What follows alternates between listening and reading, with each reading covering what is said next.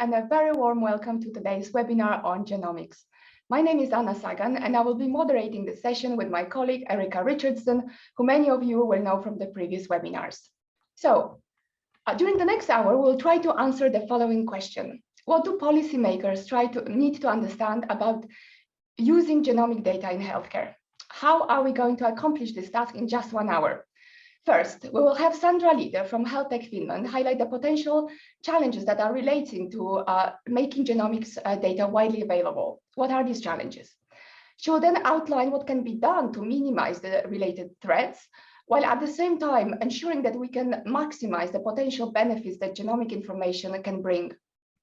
In her keynote, Sandra will draw on the policy brief that was developed as a collaboration between us, the European Observatory, and the Finnish Ministry on Social Affairs and Health, where Sandra used to work, and where, among many other things, she supported the preparation of the Genome Act and the update of the Biobank Act. We were very lucky to have Sandra as one of the lead authors on this policy brief, and we are now thrilled to have her as the keynote speaker today. Sandra will also talk about the 1+ Million Genomes initiative, which is a collaborative EU project to promote access to genomic data across countries. We will then move on to our spotlight speakers, who will highlight what their countries have been doing to reap the benefits of genomics. What are the approaches or strategies that have been pursued, and what have been the challenges so far? First, we will hear from Stefania Boccia from the Catholic University of the Sacred Heart in Rome, who also contributed to this policy brief. Stefania will zoom on Italy and describe their efforts. We will then hear from Sari Palajoki from the Finnish Ministry of Social Affairs and Health, who will speak about the Finnish approach. These three contributions will be followed by a hopefully lively Q&A session, given the spotlight to our audience. Before we move on, I would like to very briefly cover some key definitions so that we are all on the same page. Thank you very much. So, what is genomics? Genomics refers to the study of the whole human genome, and also the large amount of information that can be derived from it. As most of you will know, genetics allows us to study single gene disorders, which are relatively rare. On the other hand, genomics gives us the possibility to understand a little bit better the more complex diseases that are caused by numerous variants in the genome that interact with each other and with the environment. This applies to most common NCDs, but also to many, if not all, infectious diseases as well. Next slide, please. So genomic medicine is still an emerging field, but some findings are already starting to be used to inform both prevention as well as treatment. And some of these applications are summarized in the table you can see on the screen, which you can find in the policy brief as well, and which we encourage you to download and read. Now, before I hand over to Sandra, my colleague Erica will introduce today's poll, which will highlight some of the things that Sandra will cover in her presentation. Erica, over to you. Thank you very much, Anna. Yes, just to find out a little bit more about what you in the audience are thinking. And Lisa, if you could launch the poll. We'd just like to ask a couple of questions. So firstly, are you aware of any active national medical genome project in your country? And what do you feel are the key challenges in making genomic data widely available in your country? Now, you can answer the second question with lots of different things, if they're all, if more than one of them is a key challenge, but it's about legal barriers, data sharing limitations, public trust, information infrastructure and digitization limitations, costs of implementation, or indeed none of the above. So I'm really looking forward to hearing your thoughts on that. Thank you very much. Anna, back to you. Erica, thank you very much for this. We will reveal the results of the poll after the keynote presentation. And now, without any further ado, Sandra, the floor is yours. So first of all, thank you for the introduction and inviting me today. I'm very happy and pleased to discuss genomics policy with you today. Before I enter the main topic, I'd like to address the current global COVID pandemic and the effect that it's had on all of our lives. So during the past 2 years, as the health systems in our countries have focused on treating patients with coronavirus, the debt of treating other diseases has increased. The full recovery of health systems will take time and resources. All countries need to rebuild, but not just rebuild, but rebuild new and better health systems. Systems which not only treat illnesses, but consider the overall risk of diseases. This brings us to the topic of prevention, and especially genomics as a part of preventative approaches and strategies. I'm speaking here today to offer some learnings of what policymakers need to understand about using genomic data in healthcare. So this is in many ways a very timely topic as we've just hit a certain 20-year mark. Personalized medicine has made its slow journey, a journey which has rhetorically been called a breakthrough or a revolution from research to healthcare during a span of more than 20 years after initially being launched in 2001 when the first draft of the human reference genome was published. This was an accomplishment in itself as it provided an opportunity for detailed knowledge of the human blueprint, although no one really knew what to do with the information, but there was a distant idea of personalized medicine, tailoring treatments based on their predicted response or risk of disease. So since then, the concept of personalized medicine has been brought to clarity. Genomics is slowly changing the way we practice medicine, and as the price tag has been reduced, it has become more common to use sequencing in order to understand how the human genome works, to fully determine the biological complexities, how genomes differ from each other, and also to fully appreciate how we vary and how to use the individual information in tailoring medicine, especially for cancer. There's no area in medicine where genomics has had a larger impact than within cancer treatments. But also rare diseases and cardiovascular diseases represent areas of great attention. In the future, we may look back at today as the golden era of personalized medicine, where advancements in science and understanding of human biology converged with data science and enabled treating and curing human diseases at a rate that we've never seen before. The greatest achievement during the past years and decades has been improvement in life expectancy and quality of life. Today, we have the opportunity to have a similar impact in the next 15 to 20 years. The milestones of genomics have led to an extraordinary amount of data, and we're now getting closer to operationalizing the information and integrating the information into clinical care. None of these advancements could happen without the research industry, public-private partnerships, strategic governmental planning, and a roadmap for going forward. So this is where genomic policy steps in. Success will require partnership together with the government, the health systems, industry, and other stakeholders. So what we need to do is make sure that policy is wrapped around the partnership and the strong ethical and legal considerations are included. What we also need to acknowledge is that genomics is global and universal in nature, and it can't be restricted into only one place. This is a picture of the various genomic medicine initiatives established around the world. The picture is from the policy brief published in 2019, illustrating the countries that are trying to weave industry, research, healthcare, and governments together. Some of them have an advantage as they've already established active national medical genome projects and are actively sequencing and collecting national cohorts. What unites all of these countries is that they've all understood that by linking clinical data with genomic data, you can see things that you wouldn't see by looking at them separately. These national initiatives aim to establish new structures and processes needed to enable universal access to the different data sets. What we've also noticed globally is that there are many regulatory, ethical, and technical challenges to address. To help policymakers and regulators navigate the field of genomics, Finland, during its EU presidency, together with a European observatory, set out to produce a genomics policy brief, a guide to regulating genomics for health policymakers. The idea is to provide instant access to key information and details for those involved in the drafting, informing, or advising on policy issues.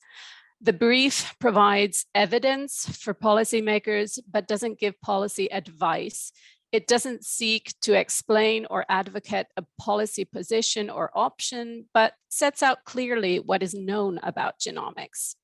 The policy brief brings together existing evidence on different topics relating to genomics. It uses systematic methods and makes them transparent. It's underpinned by a formal and rigorous open peer review process to ensure the independence of the evidence presented. In the policy brief, we identified key ethical and regulatory questions that policymakers would need to address.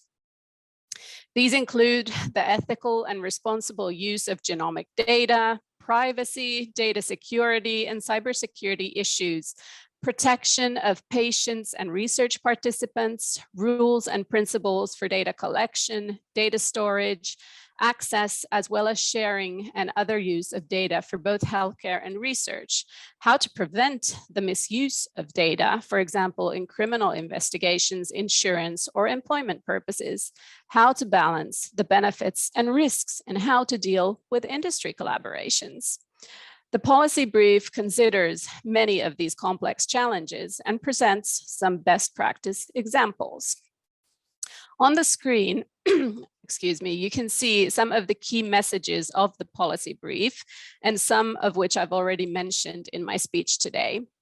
What I'd like to highlight is that genomic data is sensitive in nature and can reveal personal and familial information, which each individual may or may not want to receive. There are high hopes that genomic data can improve prevention and treatment. At the same time, it may be important to add layers of protection by means of additional regulation or guidelines to ensure the legal and ethical use of the data and for preventing misuse of data. However, regulation needs to be proportionate. In order to balance privacy and data security against the benefits of scientific advances and their translation into clinical practice. The 2018 European Union General Data Protection Regulation, GDPR, already plays a central role in regulating and also enabling use of genomic data. We need to be cautious in not over-regulating by adding too many protective layers. The GDPR has already transformed the way genomic data is processed, and it has impacted research, clinical practice, and national regulators even beyond the EU. Integrating genomics into the clinic will require considerable joint efforts, and public trust needs to be ensured throughout the process and along several dimensions. Work is needed to raise and maintain public trust in how genomic data will be used in order for that data to advance human health and medicine. A central part of raising and maintaining public trust is to openly and transparently discuss the role and involvement of industry. Industry has the ability to bring new medicines, equipment, and innovations to market and discover new ways of treating patients. By embracing the value of industry, we have the opportunity to drive innovative activity into our countries and create high-value jobs. The more you can do together, the more you can attract research to the country and ultimately to the patients. Additionally, new infrastructure and digitalization strategies may be needed for sharing and linking the data. At the European level, the before-mentioned challenges of personalized medicine are currently met within the 1+ Million Genomes initiative, shortly 1+MG, which is based on a declaration launched on Digital Day 2018. So far, 24 countries have signed the declaration. The 1+MG is supported and facilitated by the European Commission and aims to deliver cross-border access to the different genomic databases established in the European countries. Hopes are that in 2022, there will be a cohort of at least 1 million sequenced genomes accessible for research and personalized medicine in the EU. The initiative aims to ensure that appropriate technical infrastructure is available across the EU, allowing for secure federated access to genomic data. It also aims to make sure that ethical and legal implications of genomics are clear and taken into account. It also aims to ensure that the general public and policymakers in member states and signatory countries are well informed about genomics in order to ensure its uptake by healthcare systems and integration into personalized healthcare. So, to close up, even though there are still difficult things currently happening in the world due to the pandemic and health systems are under great strain, this is a time for optimism. We're not out of the hoods yet, but we've planted a seed, which will enable many good things to flourish. So we should be proud and optimistic for the future. People need hopeful stories and also leaders who transmit hope and optimism. So what can we do? We can continue to raise awareness, invest in research and innovative solutions, support our health ecosystems, work hard for better management of diseases, and continue to develop national and international strategies for enabling the use of genomics when the scientific evidence gives reason for the clinical use of genomic data. Thank you very much for listening. Thank you very much for this very inspiring presentation, Sandra, and also thank you very much for keeping to the allotted time schedule. Actually, you were even a little bit ahead of it. So the genie on genomics of genomics knowledge is really out of the bottle, and as you highlighted, it can bring many challenges, but it also has huge potential to improve our health. And we should remember about that, and we should not try to put the genie back in the bottle. Instead, we should recognize the various challenges that you have described, and we should try to address them, while at the same time progressing on the scientific advances to translate genomic knowledge into clinical practice. Now, what does our audience think about the various challenges that Sandra has highlighted? Erica, over to you for the poll results. Thank you, Anna. So yes, quite interesting, 50-50 split, with our audience being aware of any national medical genome projects in their country. The main barriers are almost definitely legal barriers. So we'll be hearing quite interesting ways in which this has been approached in Italy and Finland, but also challenges around informational infrastructure and digitization. About half of the respondents also highlighted the cost of implementation of this kind of thing. So really, really interesting results. It looks like there are quite a lot of challenges that go across a lot of countries. So thank you very much for that, everyone.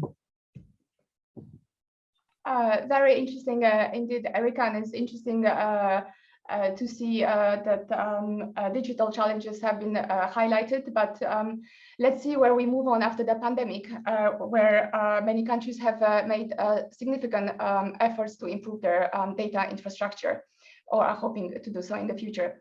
So now, Stefania, we will now zoom in on Italy, and Stefania will describe their genomic endeavors. First of all, if you hear noises on the back, it's the graduation day in my university, so apologize for that. There's nothing I can do for that, sorry. Okay, great. Okay, thank you very much, Annalisa.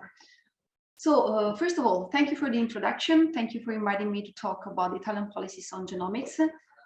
Next slide, please. Italy was among the pioneer countries in Europe that published and implemented dedicated policies of genomics in public health since 2013. As a follow-up of the Italian participation of the Public Health Genomics European Network, supported by the European Commission in 2008, A dedicated network of experts in genetics, public health, ethics, and law started advising the General Directorate of Prevention of the Italian Ministry of Health. This group of persons has been called GeneSupp, you read at the bottom of the slide. And as a result of that, in 2013, a very first attempt to provide the general guidelines on genomics in healthcare has been published. And such Italian guidelines were mostly aimed at giving guidance to the Italian regions, because we have a decentralized health systems, in order to build capacity in genomics, and were based on three main pillars concerning healthcare professional education, citizen engagement, and health technology assessment of genetic and genomic testing and technologies. In fact, I reported this manuscript here because it reports the follow-up of a meeting on this topic already in 2014, involving the Chief Medical Officer of the European Member States, carried out during the Italian presidency of the Council of the European Union in 2014. This was a very first attempt to discuss on the policies around genomics in European Union. And in fact, I also reported, although it's not very much visible, the leaflet of the event in the slide, and you can read, if you were, unfortunately, if it was possible to do, the name of the director of the observatory, which is Martin McKee, that had a keynote speech on that topic on that day in 2014. So soon after, in 2017, when genomic testing started becoming more pervasive in Italy in the field of rare disease and cancer diagnosis, and more in general in pharmacogenomic application, an additional policy document has been published whose goals were to further promote the cultural, scientific, and technological innovation of the healthcare system based on the use of omics technologies. Next slide, please. So there was a number of initiatives funded from the Italian Ministry of Health, the Directorate General of Prevention, in order to implement the guidelines and the national plan I was mentioning before. And the vast majority of this funding were devoted to increase healthcare professional engagement and to educate them in the field of genomics. So we both had in-person and by distance training courses provided for free for a large audience of healthcare professionals, not only physicians. Also, we published a recommendation directed to the Italian regions in order to implement some specific genetic testing for hereditary colorectal and breast cancer in the context of screening programs. And lastly, we are now very recently working on stakeholder engagement concerning specifically citizens, which are very hard, I would say, to engage. And we started with a survey in early 2021. So next slide, please. If we look instead at the contribution of Italy to the 1+ Million Genome initiative, in 2021, we established the so-called National Mirror Group. So very briefly, the European project titled Beyond 1 Million Genome, which is a coordinating and support action of the 1 Million Genome initiative, is organized into different working groups dealing with different technical aspects around the topic of genomic data sharing, like ethic aspects, data quality, infrastructure needs, etc. And there is a strong advice from the coordinating group of this project to establish the so-called national mirror groups in European member states in order to bring together policymakers with scientific and technical experts for developing the local capacity to integrate the 1+MG roadmap.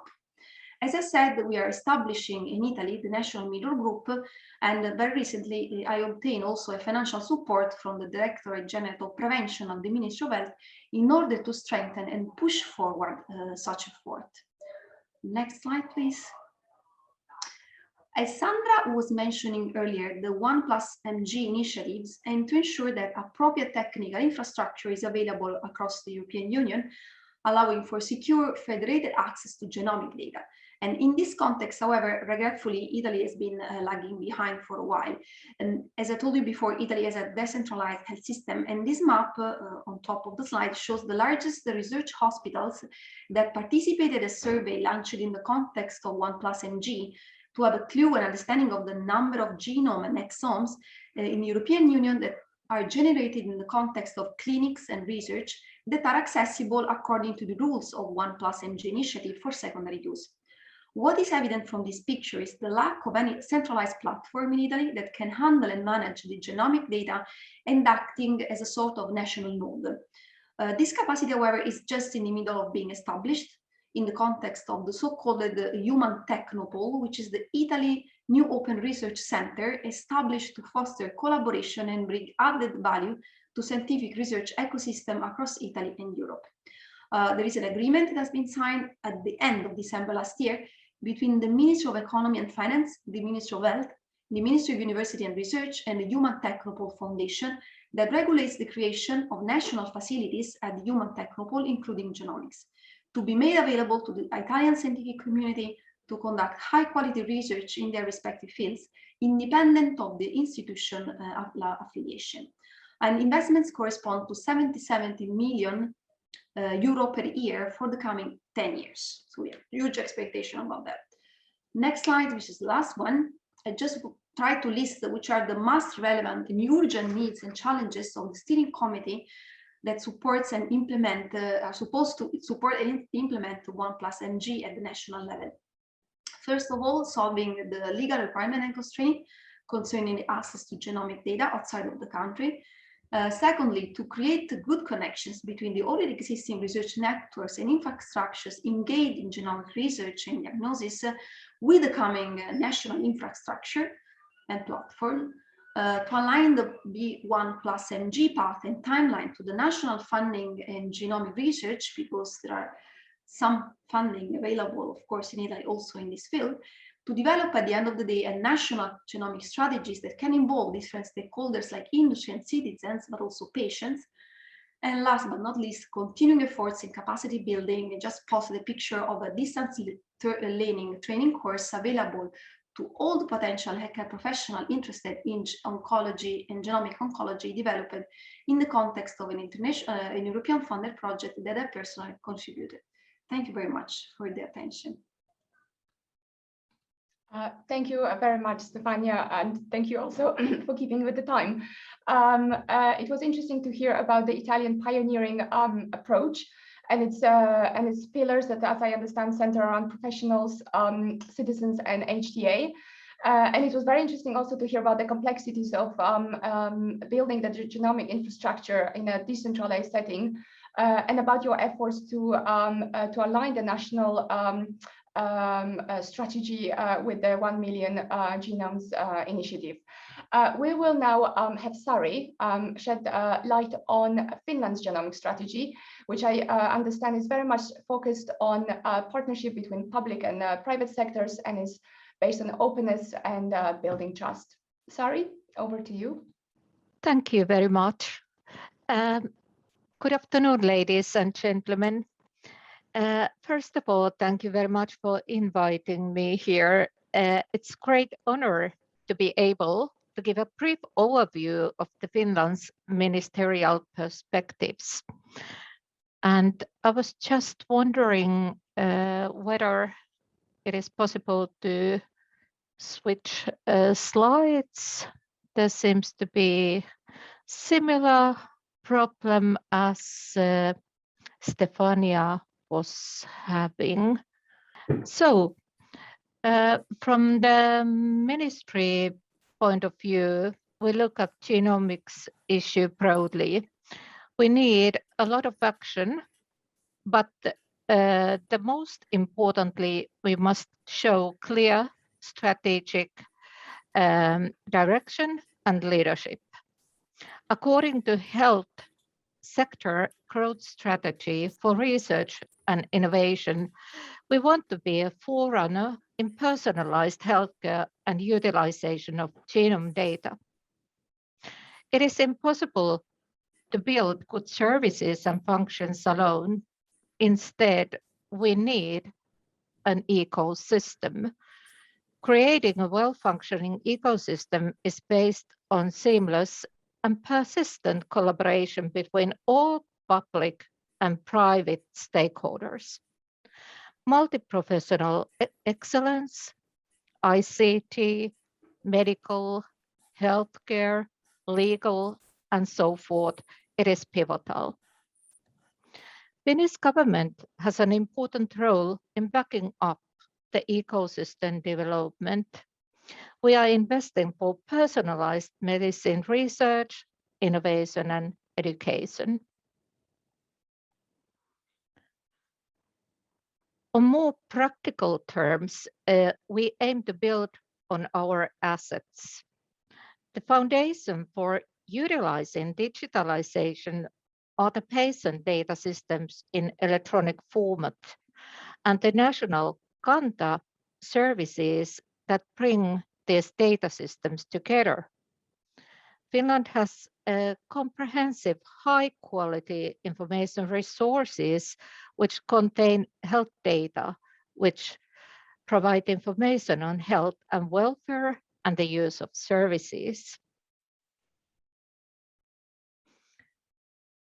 And health and social data can be used for the needs of knowledge management, research, development, and innovation in a safe manner and in accordance with the criteria laid down by the General Data Protection Regulation, GDPR. This is possible thanks to the Act on Secondary Use of Health and Social Data, and this was approved in 2019. The Act is among the first of its kind anywhere in Europe. And the Data Permit Authority, FinData, grants data permits if data is needed from several data controllers. A centralized data permit system and a secure user environment for transferring information are in place.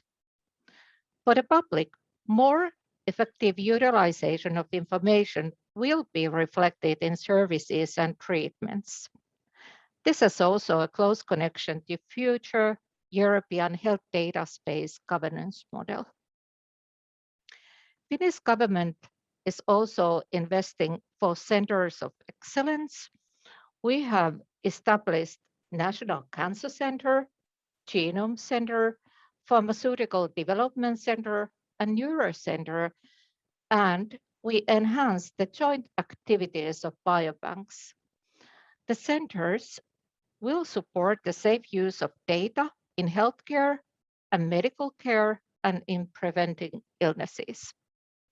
The electronic information resources of the centers will serve both research and businesses in the sector. And finally, how do we grasp this opportunity of personalized healthcare? The benefits of genomics can only be realized if, in addition to effective regulation, there is broad societal trust, which is built by active dialogue and engagement. All stakeholders, including industry, are involved so that genomic initiatives engender confidence and align with societal values. And finally, wider information infrastructure and digitalization strategies are in place so that genomic data can be linked to other information without breaching public trust. This was pretty much what I wanted to share with you. Thank you very much for listening. Sari, thank you very much for this great summary. I was particularly interested when you highlighted the key role of strategic leadership that aligns all stakeholders in this very complex genomic ecosystem towards achieving the same goals. And as you said, this is supported by active dialogue and engagement that builds trust in both the science and how it is then later used.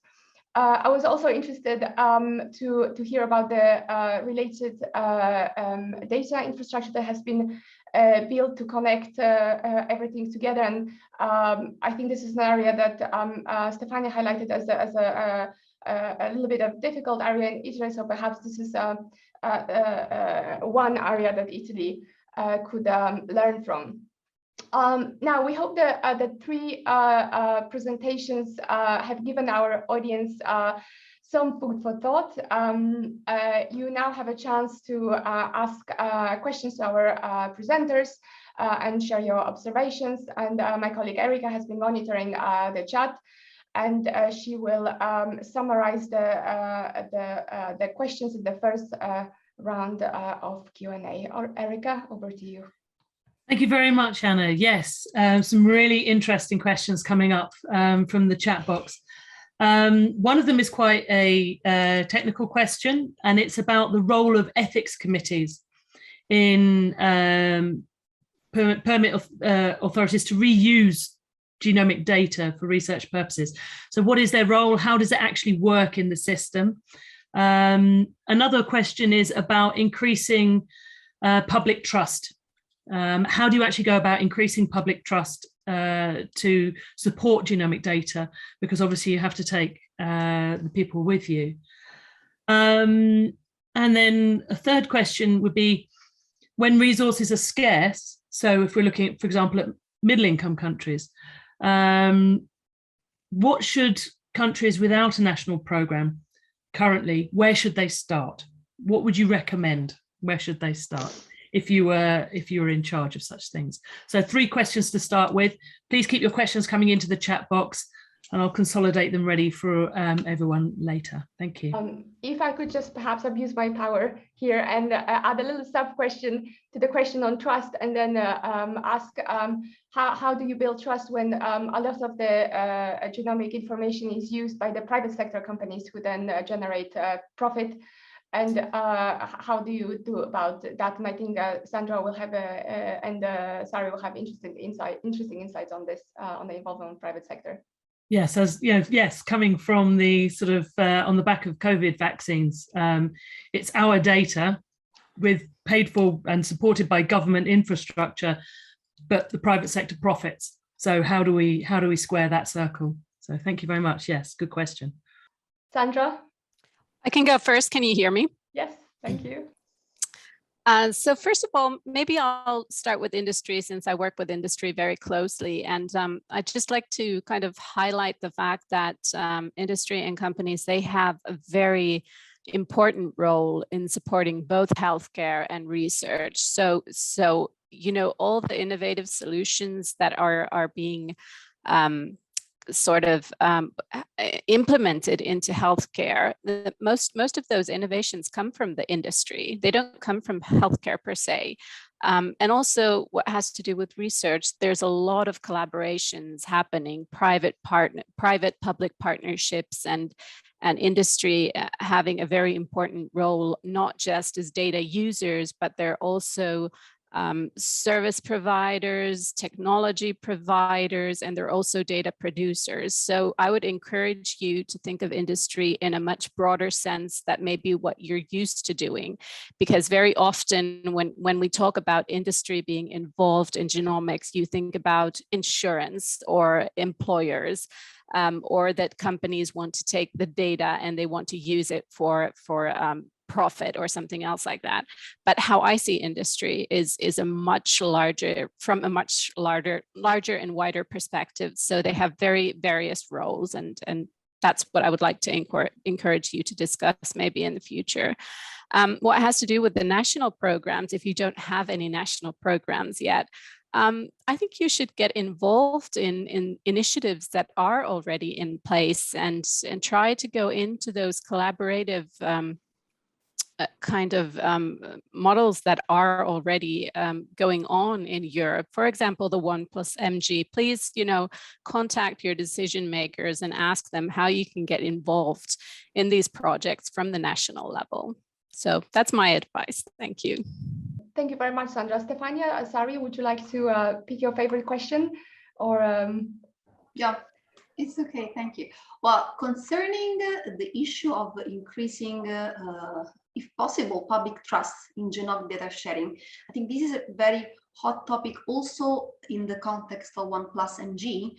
In fact, as long as I know, we are in the middle of realizing a survey, because there are surveys published 2 years ago about the feeling, the attitudes about genomic data sharing in European Union, but there are very few that were results were not that much encouraging. In fact, they are reported in the policy brief. You can read easily that willingness to donate data, health data, especially DNA for research, is quite low. And trust in the process of data being shared with multiple users, especially government and industry, is also very low, and is least when recipient is a for-profit researcher. So there is plenty of space, I think, first of all, to update this survey, because after the pandemic, there are a number of papers reporting that there is an increase in personal trust, and increase also in institutions. This might be, of course, not the case for all the European countries, and there might be a huge difference also across the different socioeconomic levels in the population. So I guess, in my view, there is a space to update the survey to have a better understanding of the feeling of population now, and this is something that the next year should be done in the context of 1+mg. But this is not this is definitely not enough. I mean, we should also look at good case example like the one from UK, because the Genome England had a lot of events in the past few years, especially public dialogue, not only webinars, they were like citizen forum. So they tested different levels of engagement of citizens, and some of them were also formally tested in terms of whether they were effective or not. And some of them were really effective. And so I think the other European member states should take a closer look at this kind of citizen engagement use case to learn from. Okay, so integrate the results of a survey with good examples, and then take a step forward to integrate this kind of engagement models into the national policies. It's not easy, okay, I know, but let's make a roadmap at least.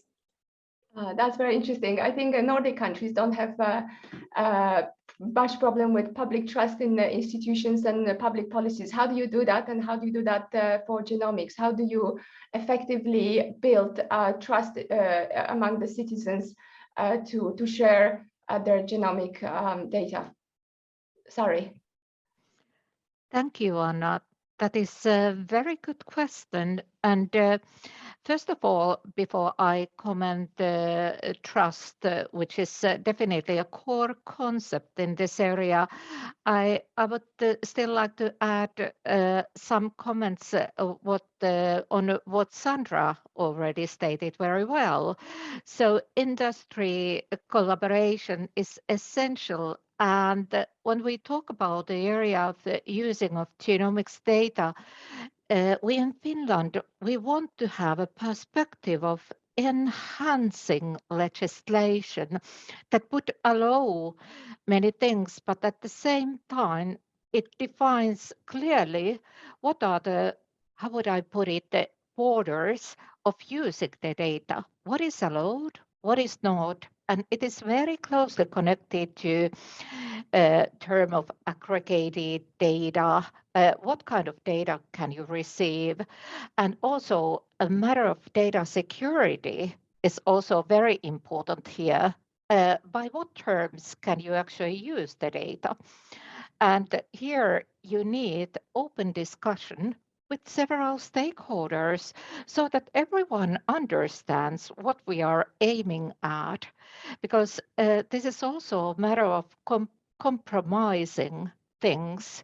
You cannot necessarily receive everything at the same time, but the goal is to do this all together and listen to each other and our needs and how to struggle with the very difficult ethical issues of ethics, data security, and so forth.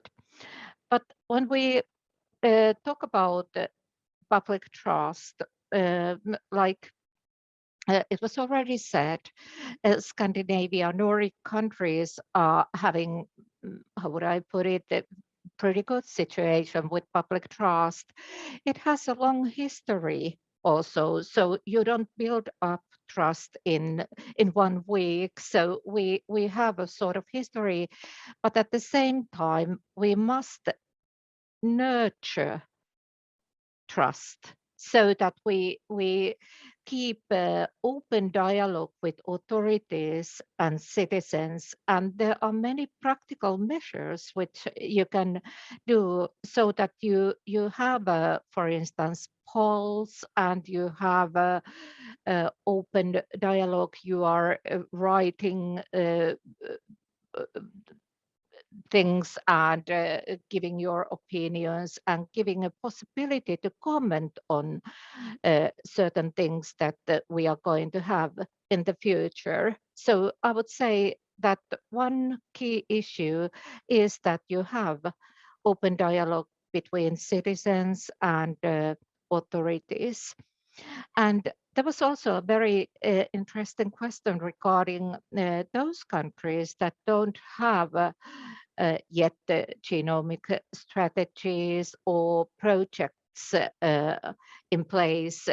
Sandra said it very well, that you could contact your own authorities, and I would also support to contact authorities and ask a possibility to participate in joint actions or European-wide projects. And there are several layers in development work.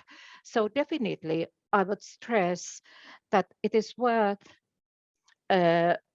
developing digitalization infrastructure anyway, because it is needed for several purposes, not only for genomics, but combining different kinds of data sources. It will be one of the key issues in the future. So definitely putting resources on digitalization, it is very important. But to contact authorities, partners, institutions to ask for possibility to contribute on the European-wide projects. That would be very important.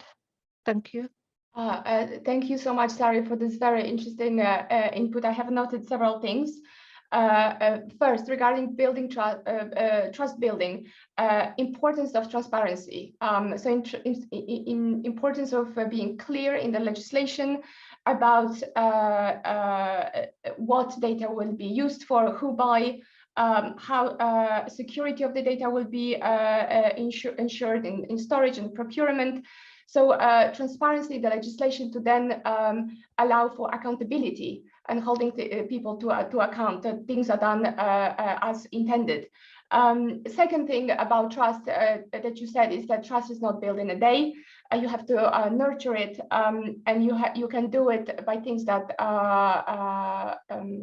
Stefania already mentioned, happening in Italy and in England, by polls, opinion polls, by public dialogues, by allowing people to comment and provide inputs.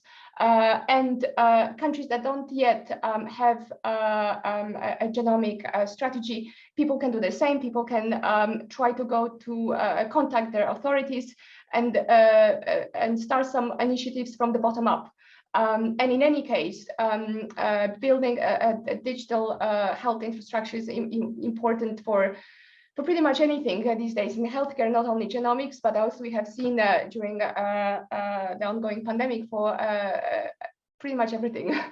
So it's very interesting discussion. Thanks so much. Erica, how's it going with the chat? Do we have enough questions for another round, please? We do indeed have enough questions for another round, yes. So going back to sort of like the role of ethics committees and who would make ethical decisions about and just sort of like the nuts and bolts of how that works in your country, in Italy, the role of ethics committees, but also when it comes to the ethics of personalized healthcare and, you know, the potential challenge to equity that poses. How would you say that could or should be managed?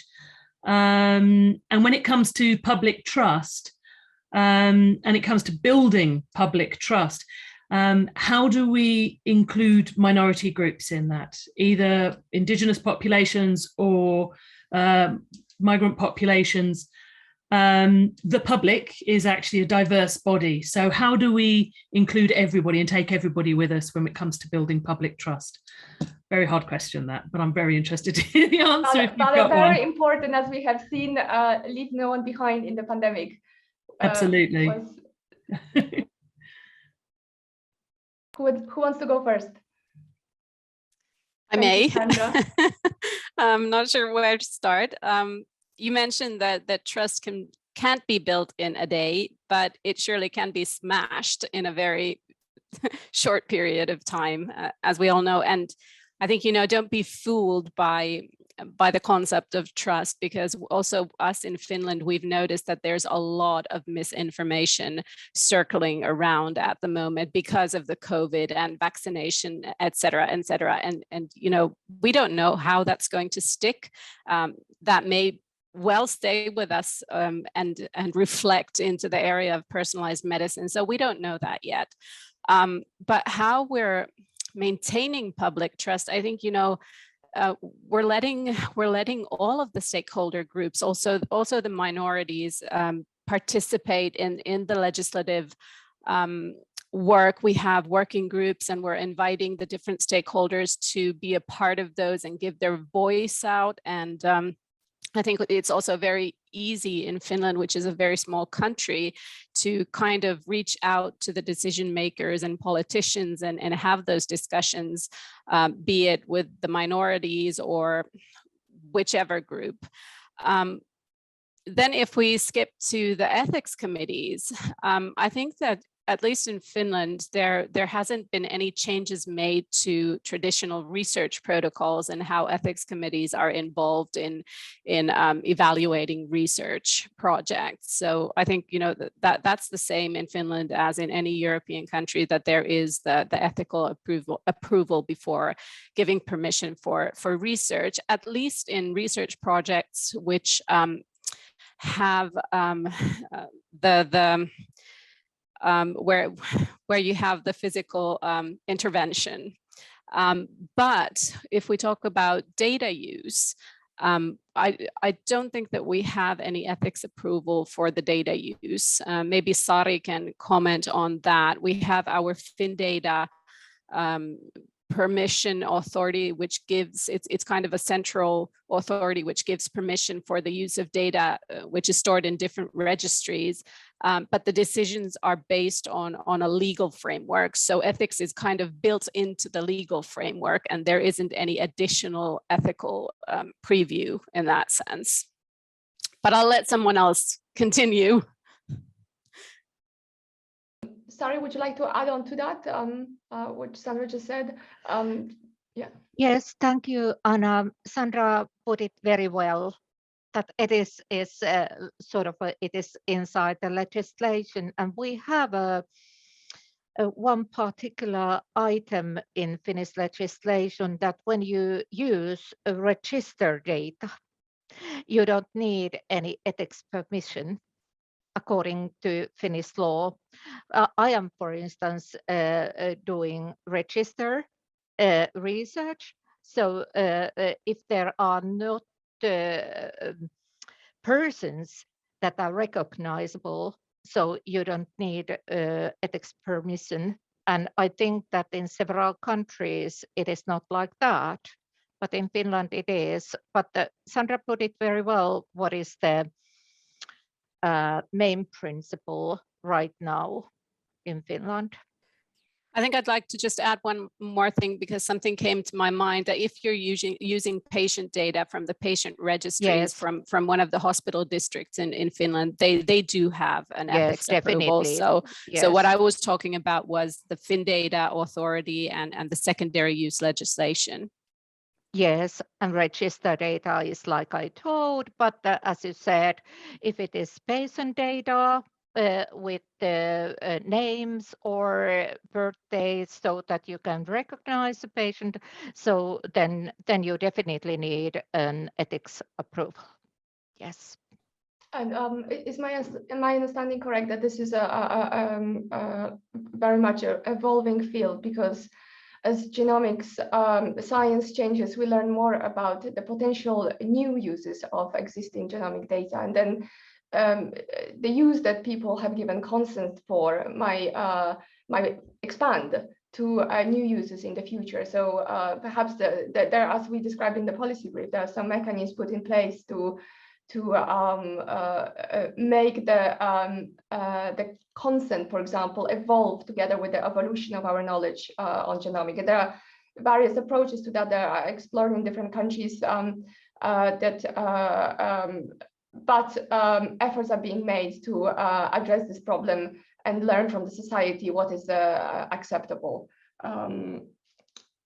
Stefania, yeah, very briefly. How is the decentralized country that is much larger than dealing with building?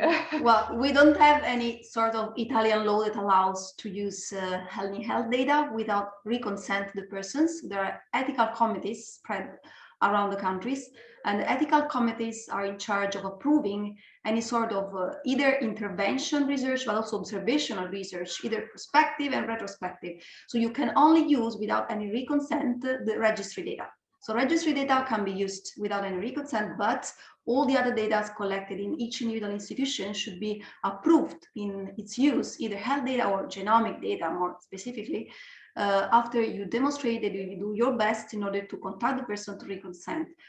This is sticking very, to the GDPR, so we stick to the rule. Secondly, concerning the trust, just nutshell, there is a huge gap between patient perception and citizen perception. This is what we learned. The patient that has a cancer diagnosis wants definitely that his genome is tested in order to get the best drug, the most effective, because he wants to stay alive. A citizen do not understand this, which is, conceivable to a certain extent. So we might, as I said, looking at a good example like the one in UK, where public dialogue was established by explaining with this very, simple case, how it's important to collaborate with science in order to save your life, maybe one day. So there's not a special recipe for that. So we should learn from countries that did a good job and day by day trying to make it in our own country. Thank you very much, Stefania, for that. Erica, I think we are now out of time, so it's time to wrap up our discussion. I don't know, Sandra, if you have any last comment. I think if I were to tweet after this, which I might do, I might steal your quote where you said that trust can't be built in a day, but it can be smashed in a day, and building trust is important in not only genomics, but in healthcare more broadly. Please, would you like to add a final tweet, Sandra? If anything comes to mind. I think that was a good quote. But just continue collaborating, and I'd be very happy to continue discussions. And I see that there are important questions in the chat, and I'm sorry that we're out of time, but please contact me. I'd be happy to answer any of your questions. Thank you very much. And Erica, would you like to advertise the next webinar? Which is next week? Yes, absolutely. If we could just pop the slide up on the screen, Annalisa. Yes, please do join us next week. It's going to be another fantastic event with fantastic speakers. It's going to be about healthcare reform trends across Europe, what have been the key issues, and I can tell you, hot off the press, it's going to be Catherine Pollin, who's the keynote speaker from the Technical University in Berlin. It's going to be a really good one, and I really look forward to seeing you all there. Thank you very much. Bye-bye.